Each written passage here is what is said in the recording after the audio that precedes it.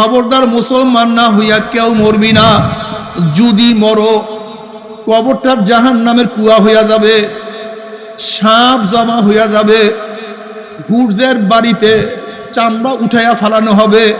আল্লাহ তুমি মাফ করিয়া দাও। যদি ইসলাম না নিয়া মুসলমান না হইয়া কবরে যাও, কবরের দুই পাশের মাটি এত জোরে চাপ মারবে, এক পাঁচরের হাঁটি আর এক পাঁচরে লাগাইয়া ফেলাইবা। আল্লাহ মাফ করিয়া দাও।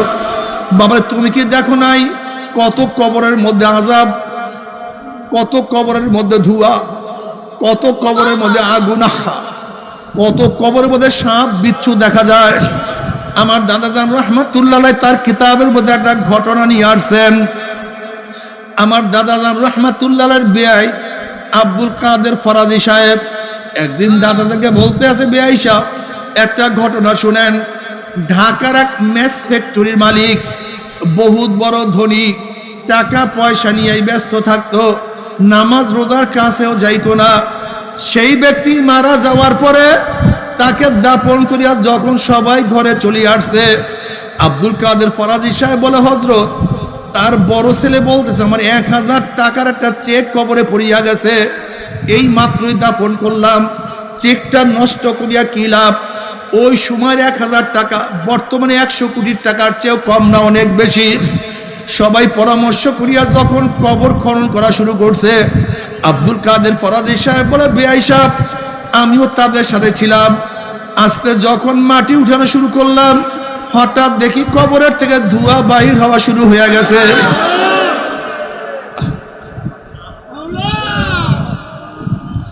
আমরা চিন্তা করলাম এগুলি কিছু না, গ্যাস পরম করছে বা অন্য কিছু হইছে।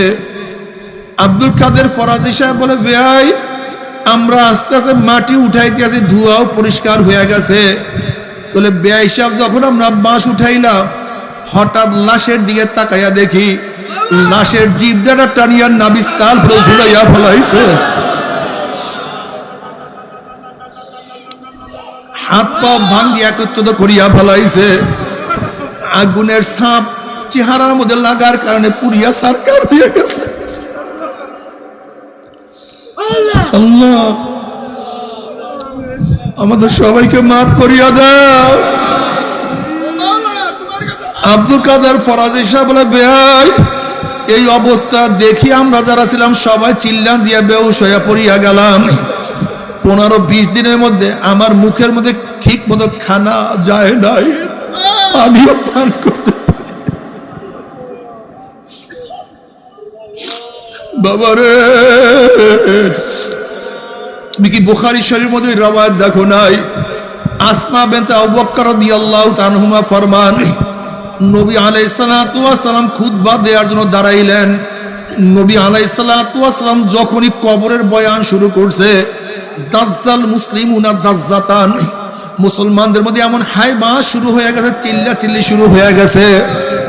নাসাই শরীফের রওয়ায়াতের মধ্যে আসছে, রাবি বলে সাহাবাদের চিল্লাচিল্লির কারণে, কান্নাকাটির কারণে নবী কি আলোচনা করতেছিলেন, বয়ান করতেছিলেন আমি শুনতে পাইতেছিলাম না।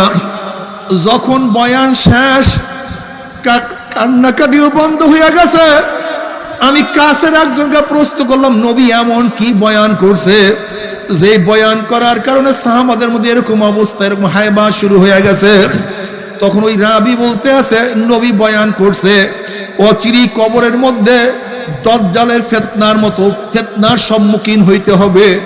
শুধু এই বয়ানটুকু করার সাথে সাথে সাহাবাদের মধ্যে কান্নাকাটি, রোনাজারি, চিল্লাচিল্লি। আজকে এত কবরের বয়ান তুমি আমি শুনি, চোখে পানি নাই। কবরে কোনো টেনশন নাই, কোনো চিন্তা নাই রে বাবা। আসলে ইমান এত দুর্বল হয়ে গেছে রে বাবা। উসমান গনি রাদিয়াল্লাহু তাআলা কবর দেখলে এমন ভাবে কান্নাকাটি করতেন, দাড়ি মোবারক ভিজিয়া ভিজিয়া পানি পড়তো। সাথীরা প্রশ্ন, হযরত আপনি কবর দেখলে এত বেশি কেন কান্নাকাটি করেন? উসমান গনি রাদিয়াল্লাহু বলেন, হে আমার সাথীরা, আখিরাতের যতগুলি ঘাঁটি আছে এর মধ্যে প্রথম ঘাঁটি হলো কবর। এই কবর যার সাথে ভালো ব্যবহার করবে, আশা করা যায় পরবর্তী ঘাঁটিগুলিতে তার সাথে ভালোই ব্যবহার হবে। আর কবর যদি কারোর সাথে খারাপ ব্যবহার শুরু করিয়া দেয়, কবর যদি কার কবরের মধ্যে আগুন ধরাইয়া দেয়, কবরের মাটি যদি কাউকে চাপ দেওয়া শুরু করে, আল্লাহ মাফ করিয়া দাও, আর তো উপায় হবে না। আল্লাহ আল্লাহ তুই আমাদের সবাইকে মাফ করিয়া দাও, আমাদের সবাইকে ক্ষমা করিয়া দাও। আল্লাহ তওবা করিয়া কবরে যাওয়ার তৌফিক দিয়া দাও। বাবারে, ও যুবক বাবারা, ও পর্দালয় মা বোনেরা, আজকে একা একা এক রুমে ঘুমাতে পারি না, ভয় লাগে। একা এক বাড়িতে থাকতে পারি না, ভয় লাগে। জঙ্গলের মধ্যে একা যাইতে পারি না, ভয় লাগে। অন্ধকার রাস্তায় একা হাঁটতে পারি না, ভয় লাগে। আর ওই জঙ্গলের মধ্যে, কবরের মধ্যে একা কেমনে থাকবো? সাথী নাই, পাতি নাই, সাহায্যকারী কেউ নাই।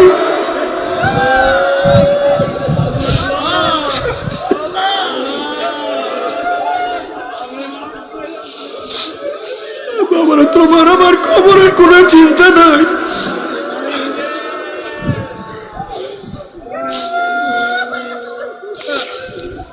আম্মাজান খাইজুল কুবরা রাদিয়াল্লাহু তাআলা আনহা একদিন কান্দেন আর গড়াগড়ি করেন, শরীরের মধ্যে ধুলা ময় লাগায়া ফেলাইছে। ফাতেমা রাদিয়াল্লাহু, ছোট বাচ্চা, সে ভাবছে আমার মা যেন কোন বিপদে পড়ছে। আল্লাহর হাবিবের কাছে গিয়ে বলেন, আব্বাজান জলদি আসুন, আমার মা যেন কোন বিপদে পড়ছে। আমার মা কান্নাকাটি করে ধুলা বালি শরীরের মধ্যে লাগায়া ফেলাইছে। নবী আলাইহিস সালাতু ওয়াস দেখে খাদিজা কান্দে, গড়াগড়ি করতে আছে। আমার নবী বলেন, খাদিজা কেন কান্দো, কেন গড়াগড়ি করো? আম্মা জান বলছে, ইয়া নবী আল্লাহ, ইয়া রাসূলুল্লাহ, আজকে দুনিয়ার মধ্যে বিপদে পড়লে কত মানুষ আমাকে সাহায্য করার জন্য আসে, সহযোগিতা করার জন্য আসে, আর খোদা না খাস্তা, খোদা না খাস্তা, খোদা না খাস্তা, যদি কবরের মধ্যে বিপদে পড়িয়া যায় আর আমার মাওলা যদি আমাকে মাফ না করে, আমার কি উপায় হবে? সেই কবরের চিন্তা আমি কান্নাকাটি করতে আছি। আল্লাহর হাবিব বলেন, খাদিজা কান্না থামাও। আম্মা জান বলেন, ইয়া নবী আল্লাহ, ইয়া রাসূলুল্লাহ, আমি কাঁদতে কাঁদতে মাওলার কবরে চলিয়া যাবে, কান্না থামাবো না। আল্লাহর হাবিব বলেন, খাদিজা কান্না থামাও। আম্মা জান বলছে, ইয়া নবী আল্লাহ, ইয়া রাসূলুল্লাহ, আপনি যদি 3টা ওয়াদা করতে পারেন তাহলে আমি কান্না থামাবো। আল্লাহর হাবিব বলেন, কি ওয়াদা তুমি বলো? আল্লাহর হাবিব কই, ইয়া নবী আল্লাহ, ইয়া রাসূলুল্লাহ, আমি যখন দুনিয়ার থেকে বিদায় হয়ে যাব, আপনার জুব্বা মোবারক, জামা মোবারক যে আমাকে কাপন পরাইবেন, আপনার জামার বরকতে কবরের 2 পাশের মাটি আমাকে চাপ দিতে পারবে না। ইয়া রাসূলুল্লাহ, ইয়া রাসূলুল্লাহ, আমার জন্য খাস করিয়া দোয়া করবেন, আপনার দোয়ার বরকতে কবরের মধ্যে আমার আযাব হবে না।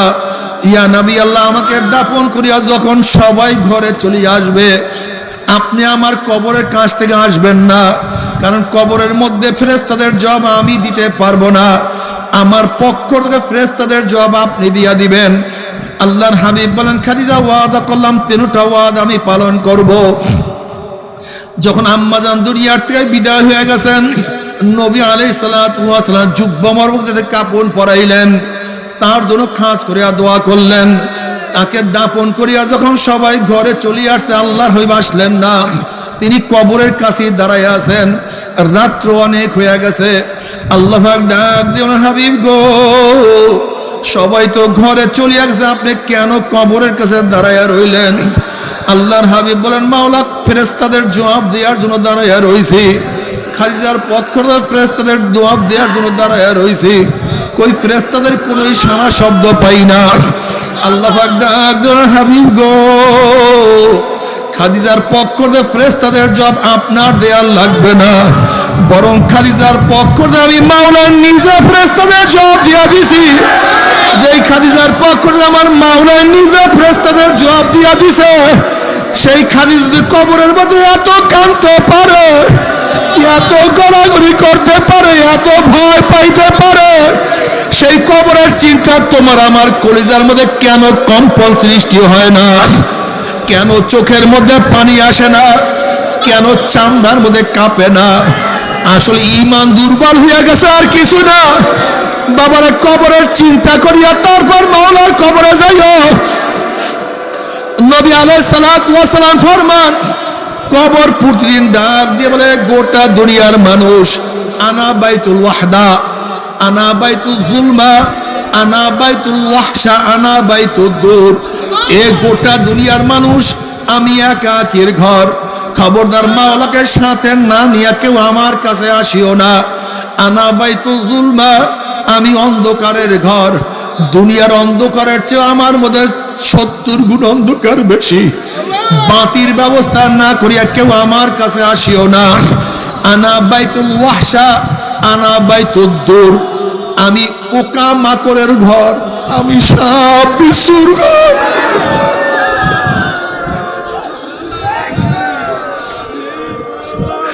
বাবার আজকে দাড়ি কাটিয়া তুমি চেহারাকে সাজাইছো। আজকে হারাম পন্থা তুমি শরীরকে সাজাইছো। আজকে শরীরের মধ্যে একটা কাঁটার আঘাত সহ্য করতে পারো না।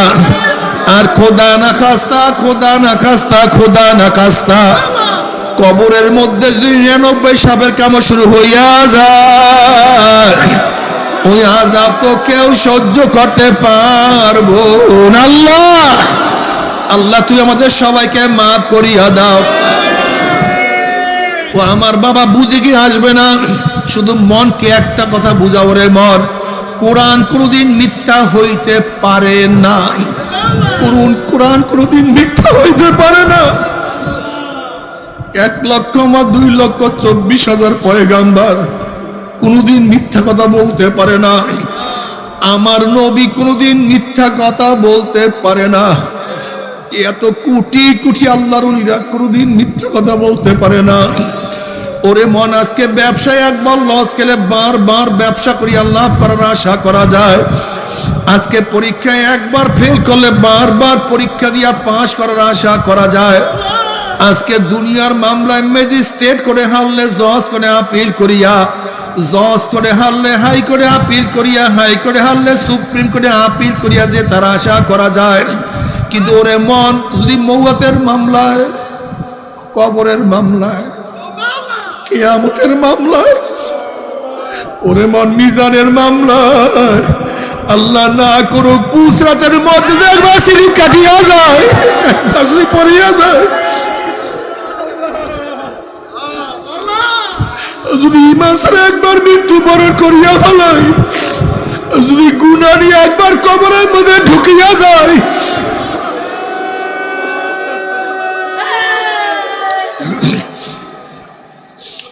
ওরে মন, যদি তওবাবিহীন একবার কিয়ামতের ময়দানে উঠিয়াই যায়, একবার যদি আমল নামায় গুনাহ নিয়া পাল্লার মধ্যে দাঁড়াইয়া যায়,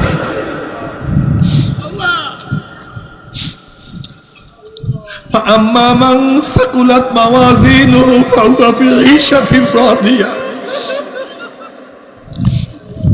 وأما من خفت موازينه فأمه هاوية وما أدراك ما هي نار حامية। ওরে মন, যদি তওবা না করিয়া গুনাহ খাতা মাফ না করিয়া যদি মিজানের মধ্যে দাঁড়ায়া যায়, আর যদি গুনার পাল্লা ওজন হইয়া যায়, আল্লাহ মাফ করিয়া দাও। আল্লাহ না করুক, যদি গুনার পাল্লা ওজন হইয়া যায়, নেকের পাল্লা হালকা হইয়া যায়, ফাউম্মুহু হাবিয়া, আল্লাহ পাক রব্বুল আলামিন হাবিয়ার জাহান্নামের ফয়সালা দিয়া দিবে। হাবিয়ার তাফসীরে নবী আলাইহিস সালাতু ওয়াস সালাম ফরমান, হাবিয়া কত মারাত্মক জাহান্নাম। নবী আলাইহিস সালাতু ওয়াস সালাম ফরমান, দুনিয়ার যত গাছপালা, তরুলতা, পাহাড় পর্বত যাহা কিছু আছে, সব যদি একত্রিত করিয়া হাবিয়ার মধ্যে নিক্ষেপ করা হয়, মুহূর্তের মধ্যে হাবিয়া সব কিছু পোড়াইয়া সব সারকার করিয়া ফেলাইবে। আল্লাহ তুমি আমাদের সবাইকে মাফ করিও। আল্লাহ আল্লাহ তুই আমাদের সবাইকে মাফ করিয়া দাও। জাহান্নামীরা জ্বলবে, আবার জাহান্নামীরা জান্নাতি লোকদেরকে দেখতেও পারবে। আবার জান্নাতি লোকদেরকে দেখিয়া জাহান্নামীরা কি বলবে তা আমার মাওলা কালামে পাকের মধ্যে আগেই শোনায়া দিছে। ওয়ানাদা আসহাবুন নারে আসহাবাল জান্নাহ আন আফিদু আলাইনা মিনাল মাই আও মিম্মা রাযাকাকুমুল্লাহ। জাহান্নামীরা ডাক দেবে জান্নাতি আব্দুল্লাহ, এ জান্নাতি আব্দুর রহমান, এ রহিমা খাতুন, তুই না আমার কাজের বুয়া ছিলি? ওই রহিমা খাতুন, তুই না আমার কাজের বুয়া ছিলি? তুই নামাজ পড়ছো, আমি নামাজ পড়তাম না। তুই পর্দা করছো, আমি পর্দা করতাম না। তুই গরিব হইয়া কত সতর্ক অবস্থায় চলছো, আর আমি বড় লোক হইয়া আমার পিঠ প্যাট উতলা করিয়া রাস্তায় রাস্তায় ঘুরছি, ইবাদতের কাছেও যাইতাম না। ওরে আব্দুল্লাহ, তুই আমার গেটের দারোয়ান ছিলি, আমি তোর মালিক ছিলাম। তুই মাওলাকে কত সিজদা দেছো, আমি মাওলাকে সিজদা দেই নাই।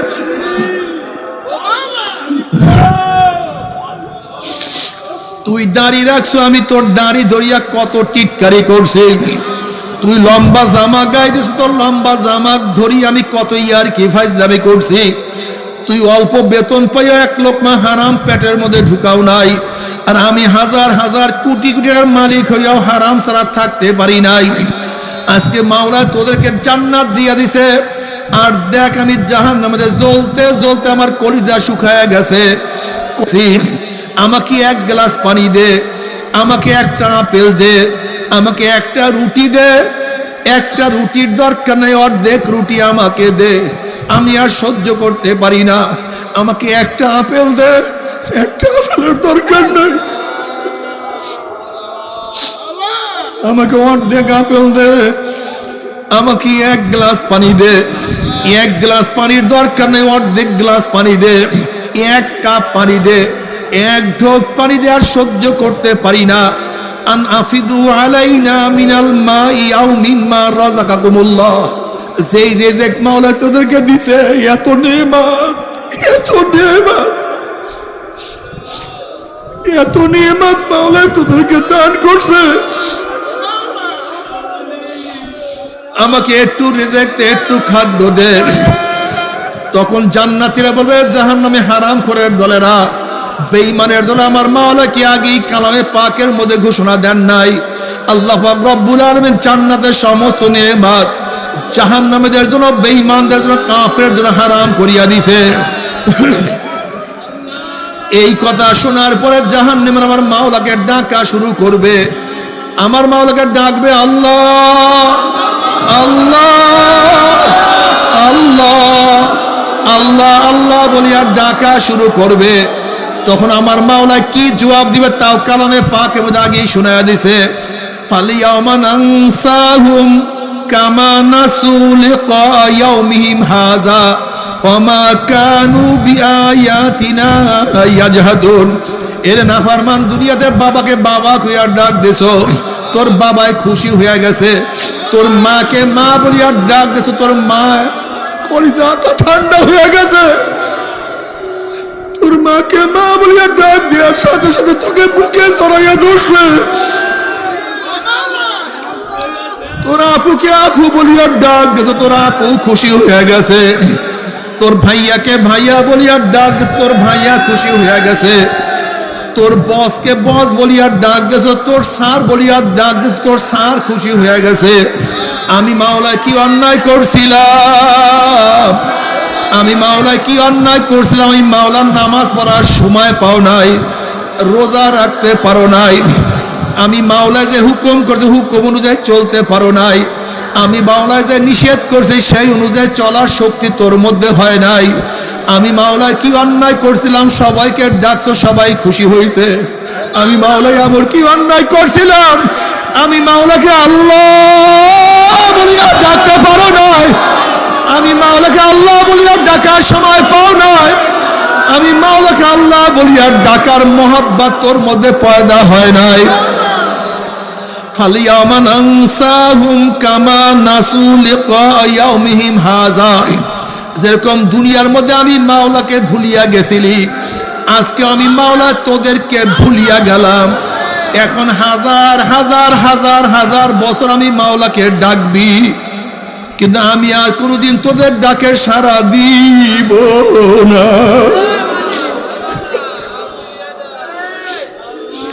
আজকে দুনিয়ার মধ্যে আমি আমার মাওলাকে একবার আল্লাহ বলিয়া ডাক দিলে, আমার মাওলা একবার আল্লাহ বলিয়া ডাক দিলে 10 বার ডাকে সাড়া দিয়া দেয়।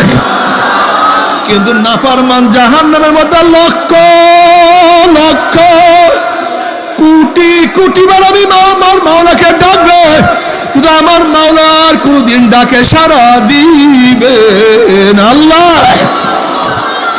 আল্লাহ তোমাকে ডাকার তৌফিক দিয়া দাও। তবে মুমিন মুসলমান বলতে সবারই মনে চায় গুনার থেকে ফিরিয়া নেক আমল করিয়া মাওলার জান্নাত, কিন্তু সবারই যাইতে মনে চায়। গুনাহ নিয়া মাওলার জাহান্নামে কাউরি কিন্তু যাইতে মনে চায় না। কিন্তু কেনই বা আমরা নেক আমল করতে পারি না, কেনই বা গুনার কাম ছাড়তে পারি না? এর মূল কারণ আপনার এবং আমার পিছনে নফস এবং শয়তান লাগিয়া রইছে। এই নফস এবং শয়তান থেকে ফেরার জন্য যে কোনো একজন হক্কানি আল্লাহর ওলির হাতে হাত দিতে হবে রে বাবা। খবরদার, বর্তমান জমানায় পীর মুরিদের নামে ভেজাল, ব্যবসা, দলাদলি, হিংসা, হাসাদে প্রদ হয়ে গেছে। সমস্ত আল্লাহর ওলির একমত, যেই পীরের 5 জন মুরিদের মধ্যে কম পক্ষে 3 জনকে দেখবেন আলহামদুলিল্লাহ সুন্নাত মাফিক আমল আখলাক মজবুত হয়ে যাইতে আছে, গুনার কাম ছাড়তে আছে, নেকের আমল ধরতে আছে, কলব নরম হইয়া চোখে পানি আসতে আছে। বৃক্ষতর নাম কি, ফলে পরিচয়। আমি চরমুনাই বুঝি না, চরমুনের দাওয়াত, প্রশংসা, প্রচার প্রসার করার জন্য আসি না রে বাবা। চরমুনাই যাওয়ার তোমার কোনো দরকার নাই, কোনো দরকার নাই, কোনো দরকার নাই। তুমি যার কাছে গিয়া পারো গুনার কাম ছাড়ো, নেকের আমল ধরো, কলব নরম করিয়া চোখে পানি নিয়া মাওলার কবরে যাইও। যেরকম দুনিয়ার ঘরে আগুন লাগলে পানি ছাড়া নিবানো যায় না, ঠিক তদ্রুপ তোমার এবং আমার গুনার দ্বারা যে জাহান্নামের আগুন জ্বলিয়া রইছে, চোখের পানি ও ছাড়া কিন্তু জাহান্নামের আগুন নিবানো সম্ভব না। কাজী বাবা আমার জন্য দোয়া চাই, আমিও দোয়া করি, সবাই সবার জন্য প্রাণ খুলিয়া দোয়া করো, যেন কিয়ামতের ময়দানে গলাগলি বাঁধিয়া মাওলা একসাথে জান্নাতে যাওয়ার তৌফিক দিয়া দেয়। আল্লাহুম্মা আমিন, আল্লাহুম্মা আমিন। ও আমার পর্দারে মা বোনেরা, 2 হাত তুলিয়া মাওলার দরবারে কান্দো আর মাওলার কাছে মাপ চাও। কান্না না আসলে মনের বোঝারে মন, একদিন এই ঘরের দরজা দিয়ে নতুন বউ হইয়া উঠছিল রে মন। কত মেয়ে লোকে শরবত খাওয়াইছে, কত মেয়ে লোকে বাতাস করছে, আবার একদিন এই ঘরের দুয়ার দিয়ে মরালা শুয়া বাইর হব। ছেলে কান্দে মা মা করে, মেয়ে কান্দে মা মা করে, ওরে মন জবাব তোমার দিব না। আল্লাহ আল্লাহ কত আলেম ওলাম দিনে হাত তুললাম রে মাওলা। আল্লাহ কত সাদা দাড়িওয়ালা ভাইদেরকে নিয়ে হাত তুললাম রে মাওলা। আল্লাহ কত বেগুনার না বলে তালবে আলিম ভাইদেরকে নিয়ে হাত তুললাম রে মাওলা। আল্লাহ কত জাকিরিন শাকিরিন তোমার খাস খাস বন্দাদেরকে নিয়ে হাত তুললাম রে মাওলা। আল্লাহ আমি তো গুনাহগার, আমার দিকে না তাকাইয়া